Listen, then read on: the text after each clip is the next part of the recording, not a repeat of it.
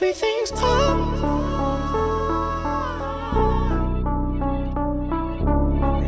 So this is part 2. I want to specifically talk about one of the points that I made with the hyper masculinity in terms of body, right? What do we do with our body? And I want to talk about it from my experience.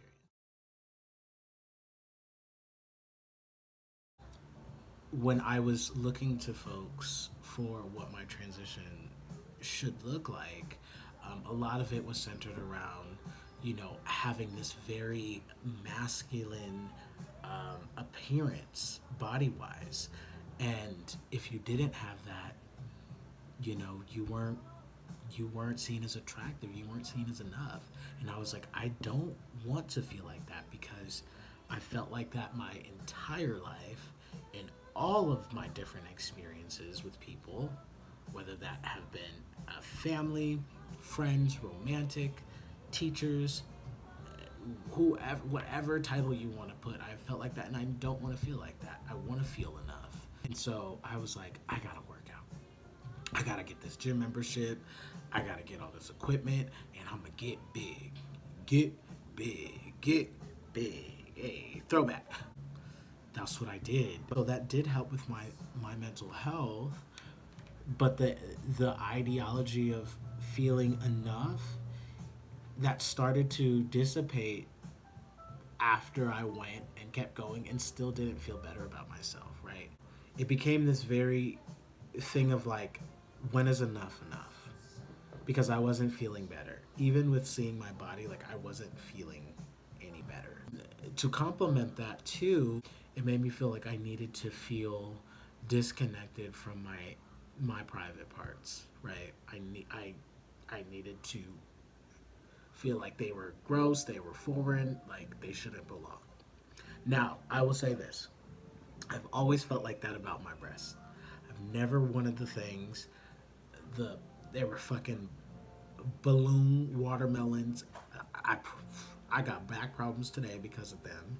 And so I was like, oh, you don't gotta tell me twice. This is not something you gotta convince me. Like, even back before transition, I was like, I need a breast reduction. Like, I wanna have A cups. Like, I can't do this. And so that was never something that like I felt pressured to stamp on me as my truth too, because I already was feeling like that. So I was like, I am so excited. I can't wait for top surgery. Very specific narrative that I was consuming around top surgery, that I want my chest to look like a cis man's chest, right? I want as minimal scarring as possible. I don't want anyone to ever know that I had surgery. Not really thinking like about it in my own context of like, do I really care? Like, I don't think I once stopped and asked myself, do I really care if there is scarring, if people know that I had top surgery? I was just consuming these narratives of like, this is what you want, like, make sure you go to this doctor because this doctor is going to give you minimum this doctor is going to scope your chest to look like this, blah, blah, blah. This doctor is horrible, blah, blah, blah. They made your chest look like this. And so it became this like hyperalization of focusing on everyone's different top surgery results, and like who was perceived as like horrible results and who was perceived as the golden results, right? When there shouldn't be any golden result. Like, a golden result is if you came out healthy, no complications, you don't have any blood clots, you lived, like, if you want nipples, if you needed nipple grafts, your nipple grafts are healthy. That is a golden result. And of course, you have the right to know, like, to want it to look how you want, but not because someone told you it needs to look this way. That's a longer story too that I'll get into with my relationship with my chest and like with partners and stuff, because for the longest that was something that I was so insecure about. That was a journey of like trying to love my chest from my point of view, not someone else's point of view.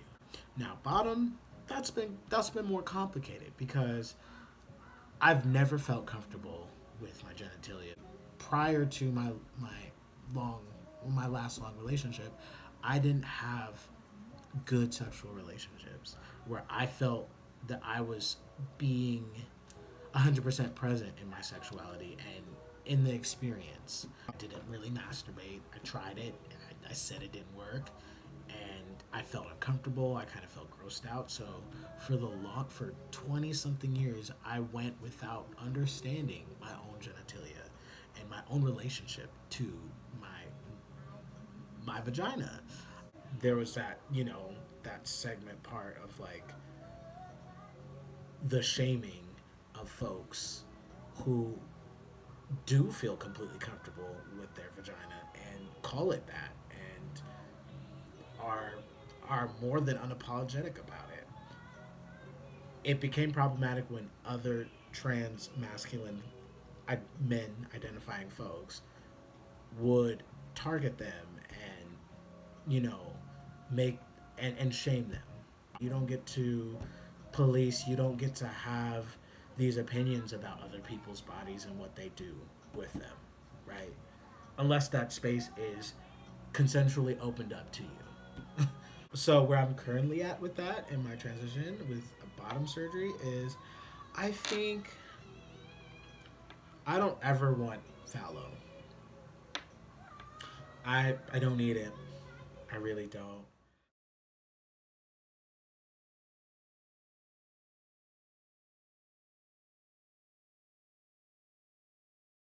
Honestly, maybe meta just for uh enlarging my clit, just for like play purposes. I just think it would be sexy. I'm still thinking about it. Like you can make your meta into where they in like make it able for you to pee standing up.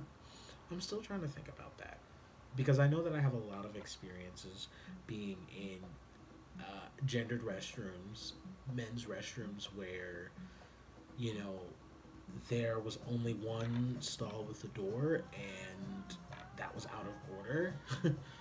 And I had to be the weirdo. And I only say that because that was the looks that I got, where I got out of line because I couldn't use a urinal. I've had men deliberately come up to me and was like, "Are you gonna go ahead? Like, you go ahead and use it." And I'm like, no, I'll wait for the stall." And they're like, "Why? That one is free." Oh, you don't need to be talking to anybody about why or why not they're using something. Period. Leave people alone. Leave people and their genitalia alone. When I think about those experiences, um, like if I'm out of town, or if I'm at, like at a public event or a concert or something, like those are the times where I'm hyperly aware and I'm nervous and I feel anxiety and frankly a lot of the times I just rather hold it in until it's over because I don't want that experience. I don't want it to be that day that I walk in and experience that and completely not know how to handle myself. And another one, facial hair. Facial hair and voice. Oh goodness. The shaming around facial hair and the hyper like obsession with like having facial hair. At one point I was like, yo, what if I never grow facial hair? Does that will that is that gonna invalidate my identity? Like am I gonna be misgendered? Like am I gonna not be enough? Like and at this time too I was trying to fit into this cis het narrative of like, oh, well, if I don't have facial hair, like, will any cis women like find me attractive? Like, are they gonna want to be with me? So that it was already skewed in like, what do other people think? It was already based in that instead of what do I think. Facial hair now, to be honest, I will be real with y'all. It's annoying. I feel more annoyed now with my facial hair than I do love it. And that's because, like, again, that comes down to no one taught me how to do these things. No one taught me how to take care of my hair. No one taught me how to shave. I don't have any knowledge. I don't have any examples of this. So I was just left on my own to try to figure it the fuck out, and I'm still figuring it out. Um, so that's all to say. My relationship with my hair is I can take it or leave it. I do enjoy, like, when it's off. I like have this baby face, and everyone thinks I'm younger than I am. I'm like, yes, black doesn't crack. Thank you. I'm gonna look like this until I'm 75. And also my voice. Um, I would say I did engage in that. I did engage in those toxic ideas of, like, if your voice does not hit a certain deepness, like,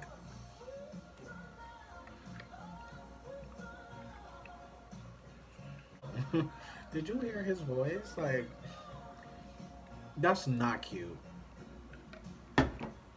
Fucking toxic as fuck. Even before transitioning, I had a deeper voice, a deeper vibrato. Than, like, it wasn't ever high. I think my Instagram has a a quick video comparison of the first day that I got my testosterone prescription, how I sounded compared to now, and so you can listen to the two. I don't have those comparison videos anymore. I don't truly really care. Um, I cared at the time because that's what I was told to care about. Everyone was making transitional videos. Everyone was recording their shots. Everyone was blah, blah, blah. I was engaging in all that crap. No longer, I don't care. I do record that now. It's going to be for educational purposes. There was a moment where I was really nervous because I struggle with my shots. And before I understood how, you know, hormone therapy goes, like, truly works, I was like, oh my gosh, what if my voice becomes, like, what if I lose my voice? What if, like, I no longer have the active choice to, like, hit my higher registers and, like, la la la, you know, like, um, but I like this mellow deepness that I have. I like that it's soft, it's sensual, it feels like a warm hug. And that's not anyone else saying that about it. That's me saying that. I feel the warmness when I hear it. And that's why I'm trying to practice more listening to myself, because for the longest, I didn't like how I sounded. I didn't like to hear my voice. I didn't like to hear the sound of myself speak. Ah, God, just talking about this is so draining, but it's so necessary. It's so necessary. Me looking at this stuff for a couple of years is not going to make everything go away. So there is still behavior, and there's still stuff that comes up that I'm catching that, like, ooh, that was misogynistic, that was homophobic, that was definitely transphobic, that was definitely anti-black. You know, so give yourself grace in knowing that, like, you're not going to get it perfect the first, the second, the third, the 1000th time.